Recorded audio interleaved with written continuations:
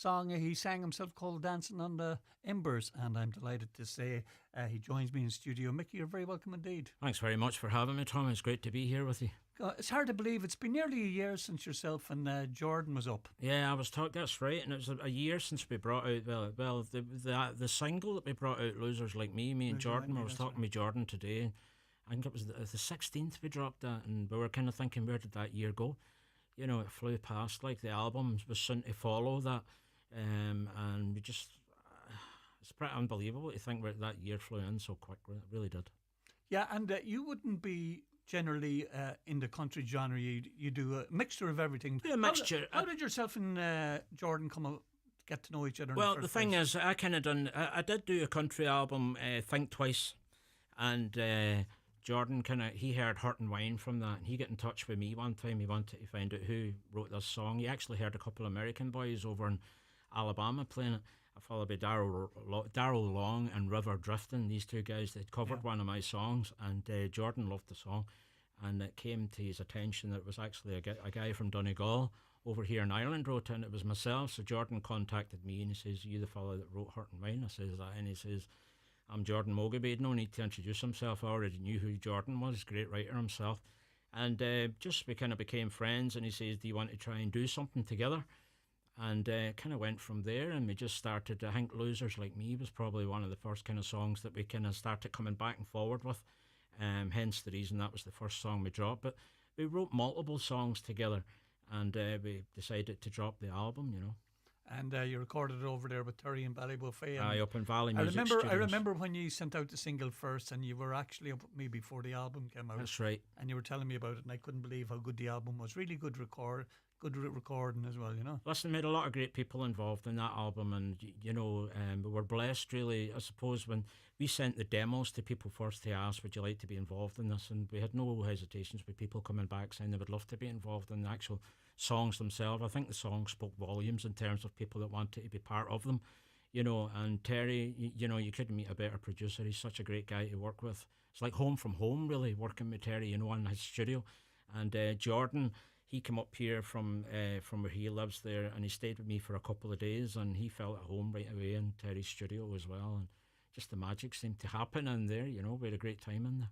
Well, come here, we'll forget about Jordan for a minute. Tell me a little bit about yourself. When did it start off? You're from Stranorlar, and when did you get into the music? Well, music's always been a big thing in the home. You know, my father was into trad music. I had 5 big sisters, you know, so there was all different genres of music in the house, from soul to rock and roll, right up to the blues, and then country, obviously.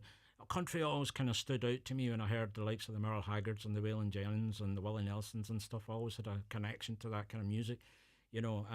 Like everybody else, I would have covered, played guitar and sang away at songs and stuff. And then I kind of took on to the writing. Around 2018, I kind of started writing songs. And funny enough, the first song that I kind of wrote really took off for me, Old Swimmer and Me. It was a song about a dog.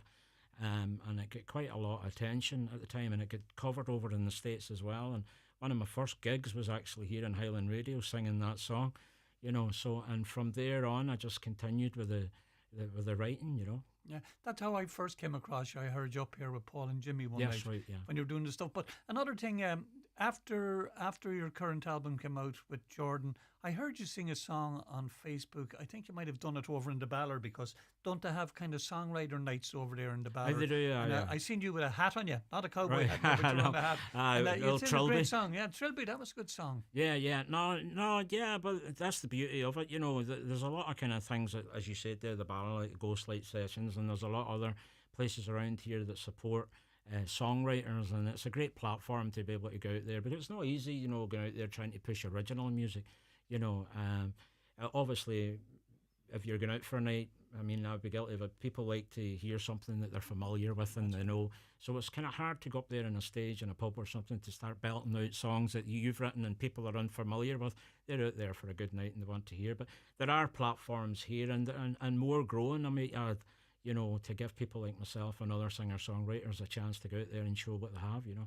Yeah, but what I must say about your music too, even some of the stuff that's not country stuff, but like the kind of folky country now has taken so many forms. It's taken, you know, you have the real traditional stuff, you have the bluegrass, you have the Americana stuff. Like some of your songs would go nearly under the Americana. Yeah, it kind Americana of goes banner. in between a lot. You know, I would have been a big Guy Clark fan and Townes Van Zandt and John Prine and stuff like that. And as I say, there's always been a bit of Motown, things like that growing up, and just kind of always tried to create my own style of storytelling, you know, and thankfully it seems to have worked, and, you know, I'm enjoying it so far. You know, it seems to be going well for me. I hear you mentioning Guy Clark there. I must tell you a Big story. Clark. The last time I was out in Nashville, I met a guy who was his right hand man, a guy called Ferlin Thompson. Yeah, Ferlin Thompson. And I was doing an interview with Ferlin. He has his own recording studio. And I was in, and he sang that song, the guitar, for me. Oh. I had played a Cowboy Jack Clement version of it here before I went out. And I was saying, that Guy Clark song, the guitar, could you tell us a little bit? And he told me the whole story about himself and Guy were down at some... they were at a songwriting session with students, and they said, we're going to do something this weekend, we're going to write a song. And they wrote that song, and it went on the burner for a long time. And it was a couple of years later, Guy said to Verlin, I'm going to record that song. And he played it, because there's a great little bit of instrumental picking in it. Phenomenal. And he song. actually sat in the stool, me and him were sitting on two stools in his studio, and the hairs were growing at the back of my neck. And Picking away at it. when I went in to do the interview with him, the friend of mine who set up the interview said, I'm going to get you this guy who was with Ferlin with Guy Clark. And I didn't know anything apart from that. And I was just off the top of my head. I said, how did a boy from Oklahoma end up in Nashville? And he sang, the few songs he sang for me, I actually had them. There was another one he wrote called Boats. Alan Jackson had done it with somebody. Right. Then he sang another song that another country singer had. And at the end of the interview, he said, Tommy, I think you know more about me than I do. But it's great to, you know, the song, you know, you just can get up there with your own guitar, like the likes of Christy Moore and that. You can hold people in the sand, you know. Yeah. No, and even like Chris Christophers and all these kind of guys, you know, I mean, even you were blessed to be able to be even in that company and hear them firsthand, as you said, the hairstand and your neck, listen to them playing. Such great writers, you know, the likes of Guy Clark, John Prine, and Townes Van Zandt, and you know, Blaze Foley, all these kind of guys. I've just always been kind of lost in these people, you know, and their stories and how they go about elaborating their stories through music. You know, it's brilliant stuff. You know, as you were saying too about songwriters, for you, if you're going to go out and do music for the night, you know, you're not going to do all your own songs in one night. You say that the people want to hear songs, you know. Yeah. That's what I find about Irish audiences is sometimes, you know, if there was songwriters coming over from America or local ones, if they don't know who you are, they follow it. There was a guy over in the Beehive last year, Ags Conley, you know him. Oh, I know. Ags was there, 10 people at him, and he was just brilliant. And no, Ags is people fantastic. don't want to give anybody a chance at all. You know, it's funny. No, isn't I it? know. I've seen him as well in the Ballard. I went over. I know Ags, and I went over to see him. And you were lucky. There was 10 people there. I think there was less in the Ballard, and he was just unreal. Unreal. You know, and I think, you know, we are blessed. I mean, John R. Muller was over here as well, and a lot of great artists, like, you know, they're quite big over in the States and stuff, but when they come here, they're kind of unheard of because they're pushing, as you say, a lot of their own material. You know, they might not hear them as much in radio and stuff, but they're such amazing singer-songwriters. They're fantastic. Come here, you have your guitar there. Give us I an out do. song and tell us what you're going to sing. It doesn't have to be off that album now. One of your own songs. Well, do you know what? I will take one. I'll take one from the Valley Sessions, Right. and I'll go with Losers. As like me, just seeing as it is a year since that was out, and sure, I may as well do it there. Seeing as it's a year old and it's the anniversary of it, it'd be wrong not to do it, I suppose. Happy birthday to you. Happy birthday to you. The song. You want me to go with it? In your own time. All right. This old bar where I spend my time, drowning my sorrows, losing my mind. It's just a place for the broken and the weak, outcasts and losers, and losers like me. This haven for has-beens has been home to me. It's a shoulder to cry on any time that I need.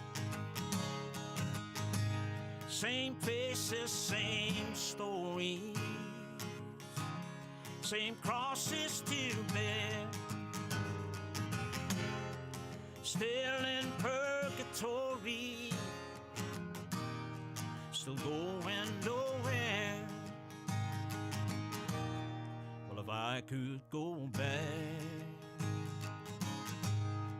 to when things they were good, I can't say for certain that I even would. You see, you can't change a river from drifting on out to sea. Outcasts and boozers and losers like me, this haven for has-beens has been home to me. It's a shoulder to cry on anytime that I need. Same faces, same stories, same crosses to bear. Still in purgatory, still going nowhere. Still in purgatory, still going nowhere.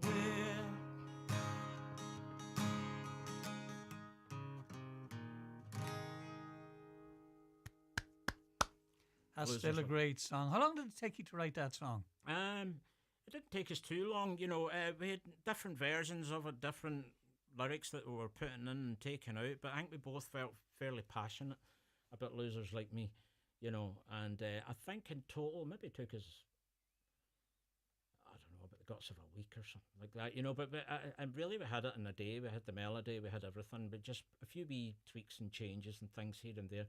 I think the song really came to light when we were in the studio, you know, and we really heard it coming through, you know. We knew we were onto something with it, you know, and we get a lot. I mean, that song, I think it was #1 for 6 weeks in the European charts and in the international charts, you know, and we get a lot of great feedback from it, you know, all over the world, really. So and generally too, Mickey, what was great from the album, like, it was a brave thing to take on 10, 12 original songs and one. And when I got the album, when I was listening to it in the car now, you know, you wouldn't know which one to pick them all. All the songs seem to be as good as the next one. Yeah, well, a lot of people were coming back, and we almost felt that when we were doing it, it's almost like we were doing a cover album.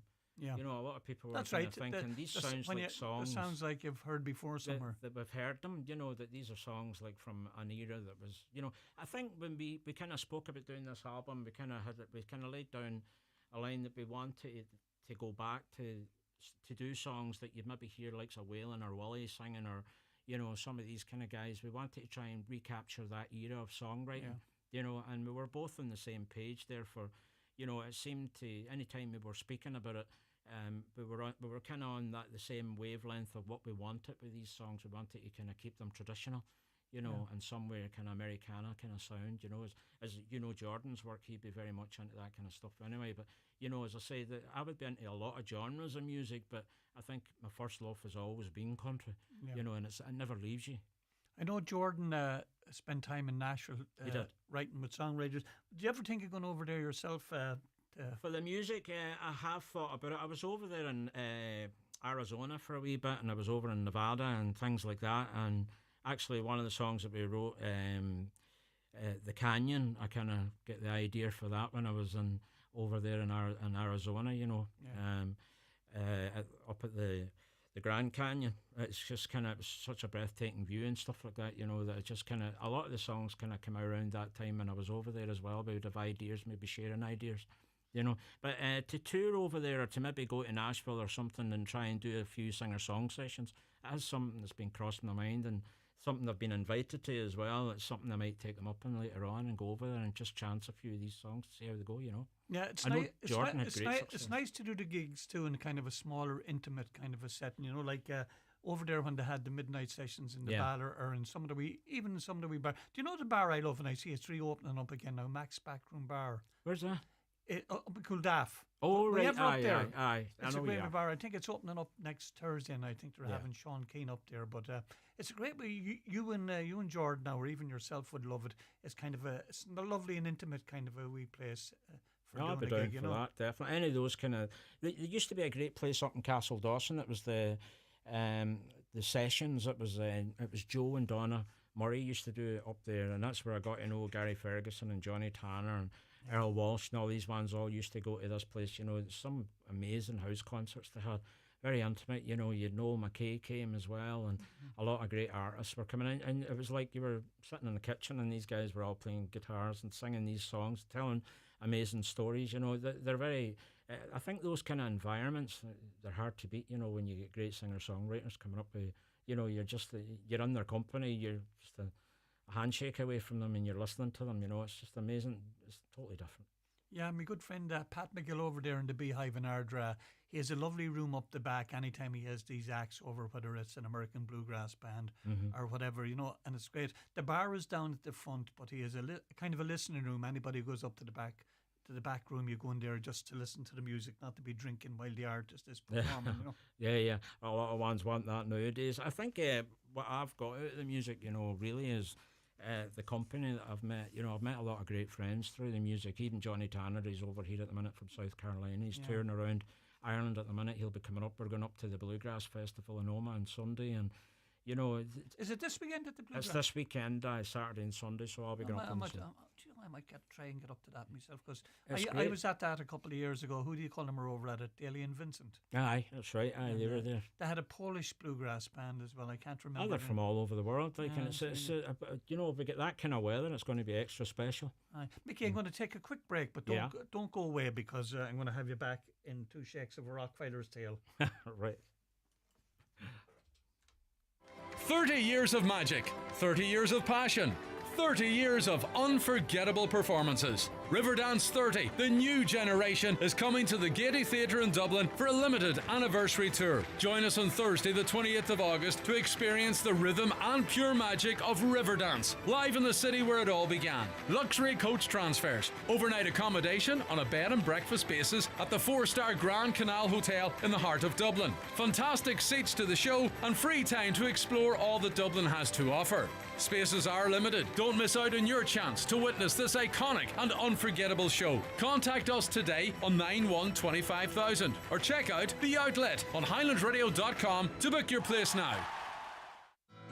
This Friday is Guide Dog Day. At Irish Guide Dogs for the Blind, we need your support to change more lives. Visit guidedogs.ie to donate, join a Take the Lead walk, or be in with a chance to have dinner with Roy Keane. Guide Dog Day, sponsored by Park to Travel. Is the appearance of your staff important to your business? It's the first point of contact for customers when entering your premises. At C&M Embroidery in Letterkenny, they have a huge range of clothing covering all areas of the workplace. It's widely known that customers warm to and trust employees that present themselves well. Have your company name embroidered or printed on all your work uniforms. Contact C&M Embroidery on 07491 28097 and get your staff looking their best. Do you have a job vacancy that needs filled fast? Tried everything but still no luck? Let Highland Radio's Job Spot do the work for you. We'll share your vacancies with 70,000 daily listeners in Donegal, Derry and Tyrone every Monday, Wednesday and Friday during prime time. Plus your jobs will be listed on highlandradio.com under our Job Spot section. It's fast, cost effective and reaches the people you need. Contact our advertising team today on 07491 25322 or email advertising at highlandradio.com. Highland Radio, delivering your message across the Northwest. Celebrate summer this week at Centra with our Summer Sizzler offers, like selected Walker's Crisps 6-pack, $1.50 each. Selected Kellogg's Breakfast Cereal Bars 6-pack, also $1.50 each. And Coca-Cola Zero 2-litre bottles, €2 each plus deposit. Centra. Live every day. Great news for Expressway Route 32 passengers. From May 25th, Expressway is increasing services to 12 daily departures between Letterkenny and Dublin, including stops at Monaghan and Dublin Airport. Catch the new midnight departure from Letterkenny, perfect for early morning flights. and a late evening service from Dublin to get you home after catching up with friends. Enjoy free Wi-Fi, power sockets and comfortable seating. Visit expressway.ie to view the new timetable and book your journey today. Expressway, way better. Indulge yourself with friends or a loved one at the Spa at Orchids at the Holyrood Hotel in Bundoran. A midweek or weekend spa break is the perfect way to escape from life for a while. Take a leisurely walk along the Atlantic coast. Enjoy a dip in our private pool, a plunge in our Canadian hot tub, and treatments of your choice before dining in one of the Holyrood Hotel's acclaimed restaurants. The Spa at Orchids. Book now at holyroodhotel.com. It's all about the music every Sunday, Wednesday, and Friday night with the Country Boy on Highland Radio. And you better believe it. Special guest in the studio tonight, singer-songwriter Mickey Duffy from Stranraer, but we won't hold that against him. And he had a great album out last year with Jordan Mogeem. Mickey, what about yourself? How many albums have you out of your own albums? Well, I have The Making Changes, would have been the album I had out just before the Valley Sessions, and then I had another album, Think Twice, that we're thinking to go back and remaster, because that was a kind of a back bedroom effort, but there was a lot of great songs on it, that we were thinking that we're going to try and remaster that and, get more crisp, clean sound through it. And I'm kind of working on another album at the minute as we speak, and with Terry McGinty there in Valley Music Studios. We've made a start in that. We're kind of got a few tracks there that we're kind of going around. I think the last single we dropped out of that was Don't Bother Me None. There was a video and all done in the Baller and things like that. That was quite successful. So there'll be an album coming off the back of all that, But then I kind of took a break from that album to work with Jordan on this Valley Sessions album. Yeah. Connor is very good over there in the Baller for giving the local artists a shot at it, because those sessions would be very good, don't they? Oh, they're brilliant. The Ghostlight sessions are fantastic. I tend, any time I go to it, I tend not to look who's on the bill. I just go in, and a lot of times I'm just blown away with the artist that he gets up there. It's fantastic. So I wouldn't. I tend to just go in blindfolded to see what they throw at me, and I've met so many great artists through it.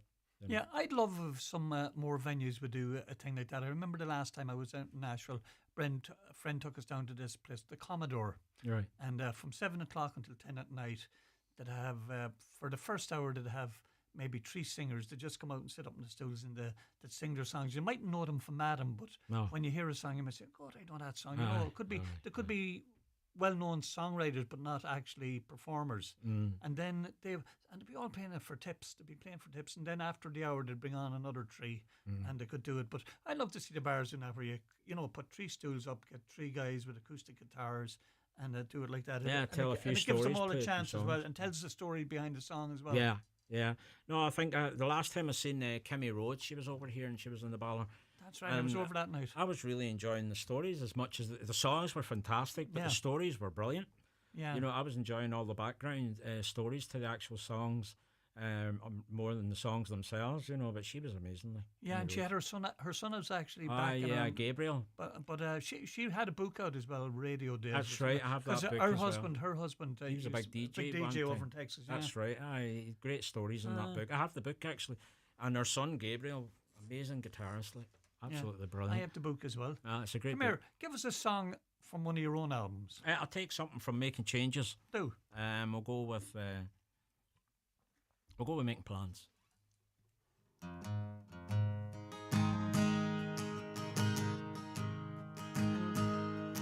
I've been making plans since you've been gone. I can tell you now, this house ain't a home, just a shell of one.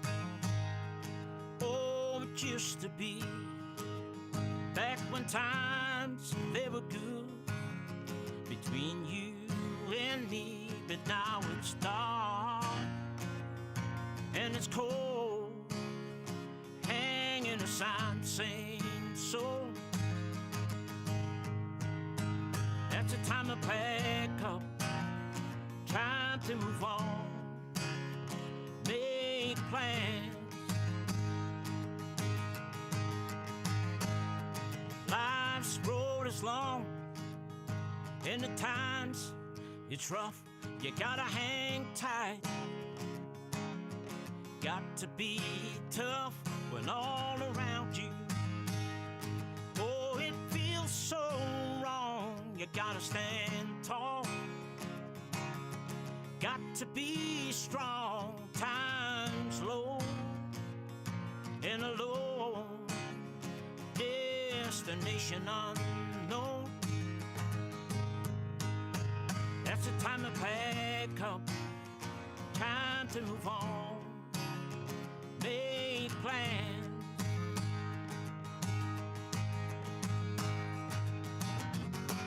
Pack up those worries, all those troubles, leave them all behind.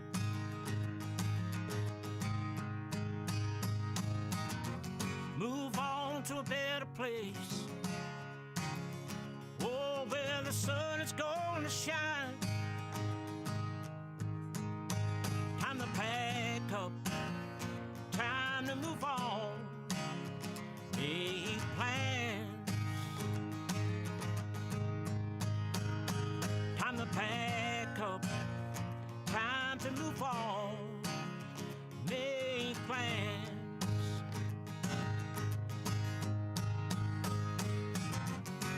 Pack up those worries, all those troubles, leave them all behind.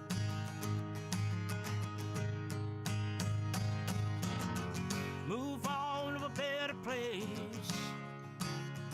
oh, where the sun is going to shine. Pack up, move on, make new plans. Time to pack up, time to move on, make plans.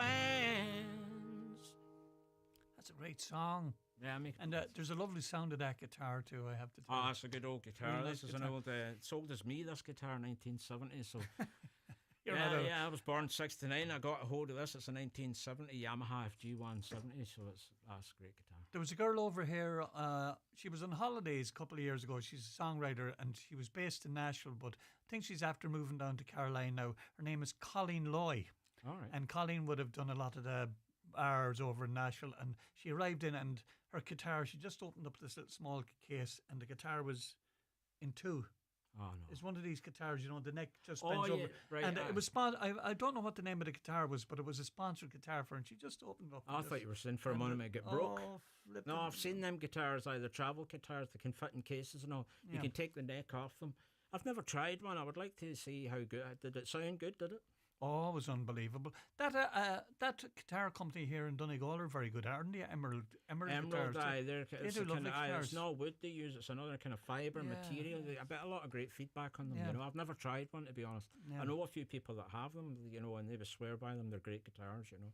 What about gigs now, Mickey? Where are you playing Gigs, locally, or do you go a little further afield? Yeah, well, I mean, I've done the voodoo in places like that, you know, country nights and Yeah. sing a bit, more singer-songwriter nights there I Yeah. kind of do, and I be on the lookout for. And Where do they be? Where do the singers? there's hang not out? enough of them Yeah, I at the know. minute, Tommy, you know. I must say, Paul and Jimmy are great for promoting. They're, you know, they're- you know, listen, the you couldn't get- songwriters. yeah, they're fantastic for promoting, and Yeah. as I said, but we're talking earlier about platforms for up and coming singer songwriters, and it's great that they showcase them and give them a chance to come in here and play, because it's not easy, as I say, when you're out there trying to push this kind of music, you know, to get a gig, you know. Yeah, just looking young Warren Bradley, and I see Jewel Holland is starting up again this Sunday night, and Yeah. there's going to be a lad from up in any showing on it in the next couple of weeks. That's right.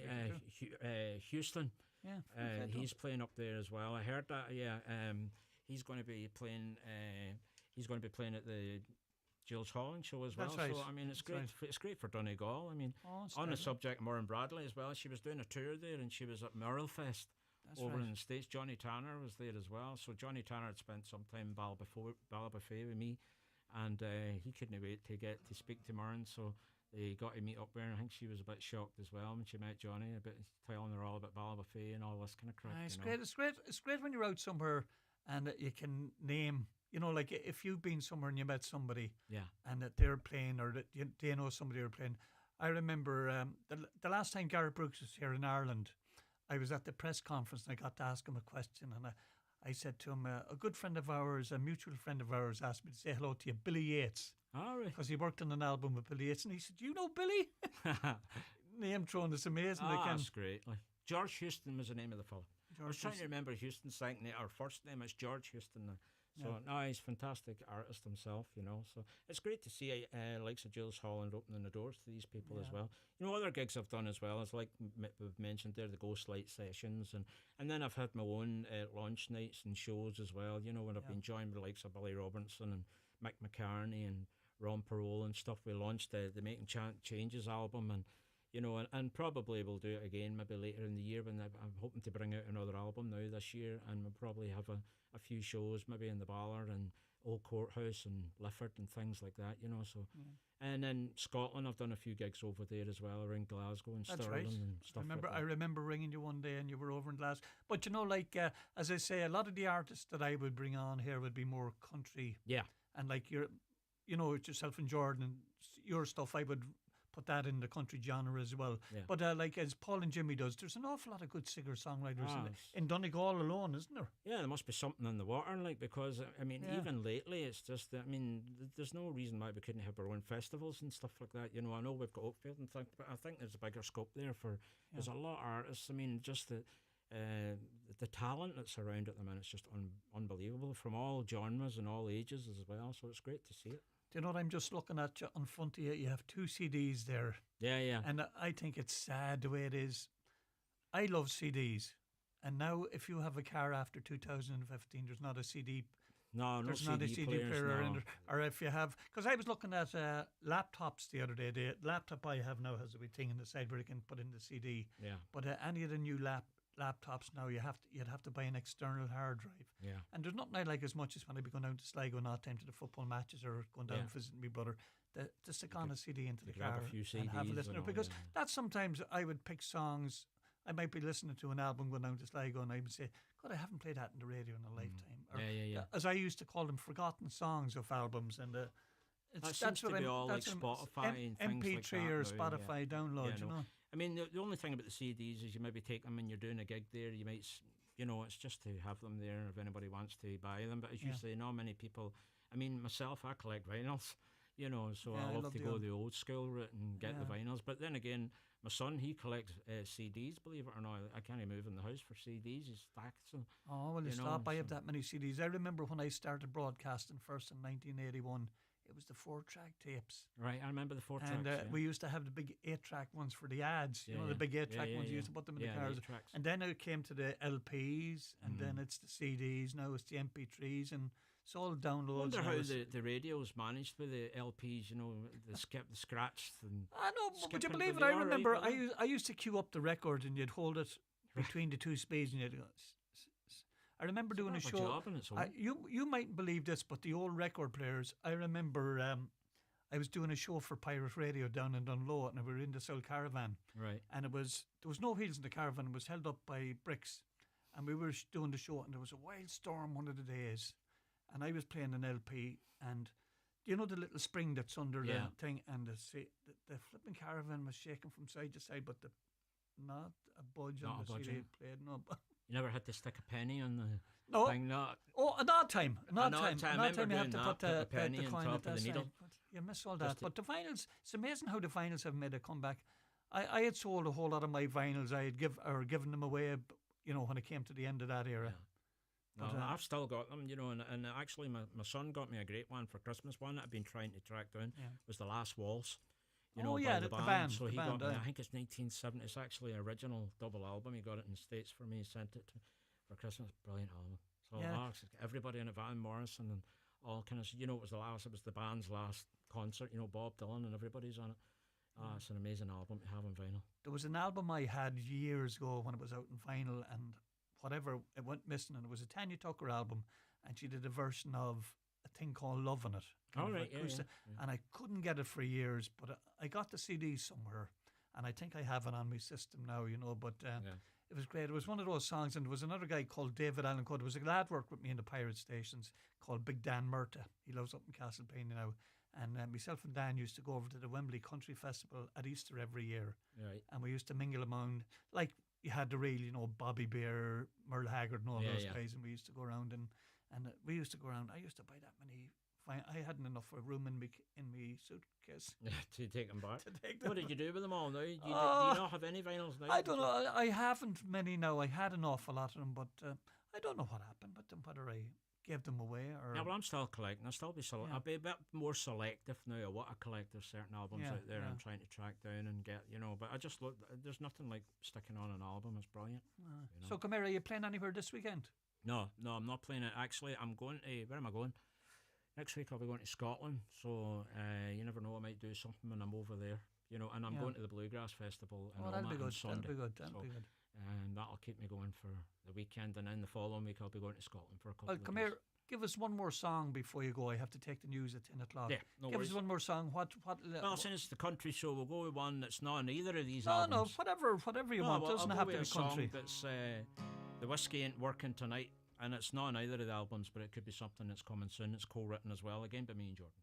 Right. Well, screw this. The whiskey ain't working. I can't kill this pain. Lord, this pain that I'm feeling. And these tears, they keep on falling like a cold hard rain in July. Yeah, screw this. The whiskey ain't working tonight. The bartender, he said I've had my fill. But these memories I need to kill. Well, I thought I could forget you in this honky-tonk haze. But these memories of you I can't seem to erase.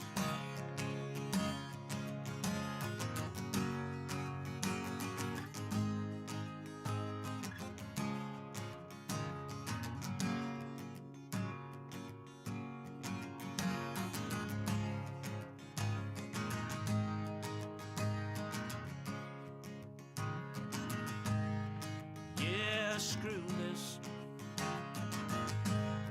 The whiskey ain't working. Can't kill this pain. Lord, this pain that I'm feeling. And these tears, they keep on falling like a cold hard rain in mid-July. Yeah, screw this. The whiskey ain't working tonight. Yeah, screw this. That whiskey ain't working tonight. Mickey, thank you very much. Thanks You for having timed me. that beautifully. The news is just on now. Taoiseach Micheál Martin has condemned what he calls an aggressive and violent incident in which Israeli soldiers shot at diplomats in the West Bank. 2 Irish diplomats were part of the